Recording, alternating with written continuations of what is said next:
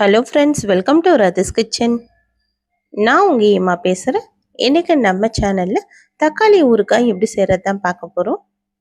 தக்காளி சீப்பாக இருக்கிற நேரத்தில் இது போல் தக்காளி வாங்கி தக்காளி ஊறுகாய் செஞ்சு வச்சோன்னா ஒரு மாதம் ஆனாலும் ஃப்ரிட்ஜில் வச்சு ஸ்டோர் பண்ணி சாப்பிட்டோன்னா கெட்டு போகாமல் இருக்கும். இட்லி தோசைக்கும் சாப்பாடுக்கும் ஒரு சூப்பரான தக்காளி ஊறுகாய். இந்த ரெசிபி எப்படி செய்யலான்னு வீடியோக்குள்ளே போய் பார்க்குறதுக்கு முன்னாடி நம்ம சேனலை இப்போ தான் முதன் முறையாக பார்க்குறீங்கன்னா சப்ஸ்கிரைப் பண்ணிவிட்டு கூட பெல் ஐக்கனை கிளிக் பண்ணிவிட்டு பாருங்கள் ஃப்ரெண்ட்ஸ். அப்போ தான் நான் போடுற வீடியோலாம் உங்களுக்கு நோட்டிஃபிகேஷனாக வரும். இப்போ வாங்க இந்த ரெசிபி எப்படி செய்யலான்னு வீடியோக்குள்ளே போய் பார்க்கலாம்.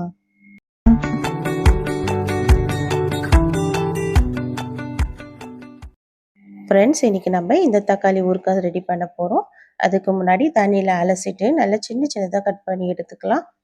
இப்போ நம்ம இந்த தக்காளி ஊறுகாய் செய்கிறதுக்காக இப்போ ஸ்டவ்வில் ஒரு கடாய் வச்சுட்டு இப்போ 1 டேபிள் ஸ்பூன் அளவுக்கு வெந்தயம் சேர்த்துக்கலாம். இது கூடவே 1 டேபிள் ஸ்பூன் அளவுக்கு கடுகு சேர்த்துட்டு இதை கொஞ்சமாக பொன்னிறமாக வர அளவுக்கு வறுத்து எடுத்துக்கலாம். இதை நல்லா ஒரு 2 நிமிஷத்துக்கு அப்படியே லோ ஃப்ளேம்லேயே வச்சு வறுத்து எடுக்கணும். இதெல்லாம் நல்லா பொரிஞ்சு நல்லா கொஞ்சம் கலர் மாதிரி வரணும். இந்த கடுகு போட்டதெல்லாம் பொரிஞ்சு இந்த வெந்தயம் கொஞ்சம் செவந்து வரணும். அந்த அளவுக்கு வறுத்து எடுத்தால் போதும். இது கூடவே 5, 6 வரமிளகாய் சேர்த்து இதையும் நல்லா வறுத்து கொடுத்துக்கலாம்.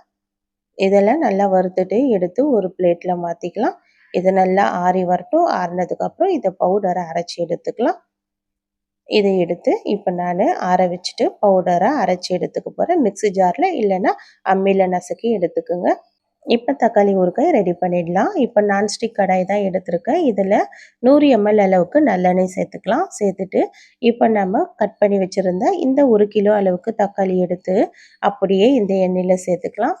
சேர்த்துட்டு இப்போ இதுக்கு தேவையான அளவுக்கு உப்பு சேர்த்துக்கலாம். இப்போ நான் 2 ஸ்பூன் அளவுக்கு கல் உப்பு சேர்த்துட்டு 1/4 ஸ்பூன் அளவுக்கு மஞ்சள் தூள் சேர்த்தாச்சு.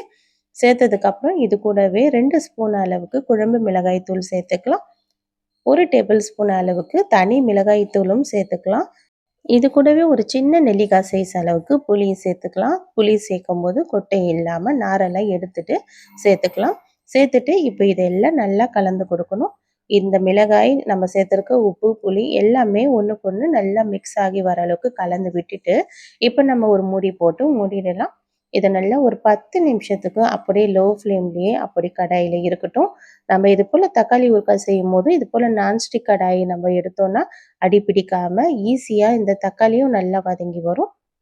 இப்போ நல்லா தக்காளி வதங்கி வந்துடுச்சு. வந்ததுக்கப்புறம் இந்த அளவுக்கு நல்ல பேஸ்ட்டாக நமக்கு ரெடி ஆகிருக்குல்ல, இந்த தக்காளி எல்லாம் வதங்கி இந்த அளவுக்கு வந்ததுக்கப்புறம் இதை நல்லா கலந்து விட்டுடலாம்.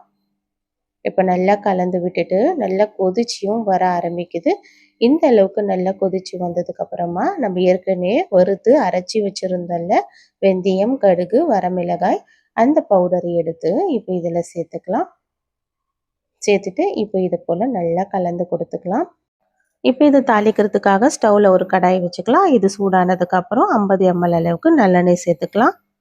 இது போல் ஊறுகாயெல்லாம் ரெடி பண்ணும்போது நல்லெண்ணெயில் செஞ்சோன்னா ரொம்ப டேஸ்ட் நல்லாயிருக்கும். இது போல் தாராளமாகவும் எண்ணெய் சேர்த்து செய்யலாம். இப்போ இது கூடவே 1/2 ஸ்பூன் அளவுக்கு கடுகு நல்லா பொரிஞ்சு வந்தோடனே 20 பல்லு போல் தோல் உரிச்ச பூண்டை சின்ன சின்னதாக கட் பண்ணி இது சேர்த்துக்கலாம்.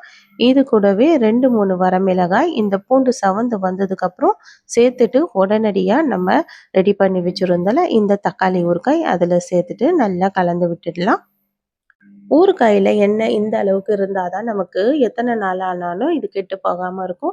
இது கூடவே ஒரு பிஞ்ச் அளவுக்கு பெருங்காயத்தூள் சேர்த்துட்டு நல்லா இது போல் கலந்து கொடுத்துக்கலாம்.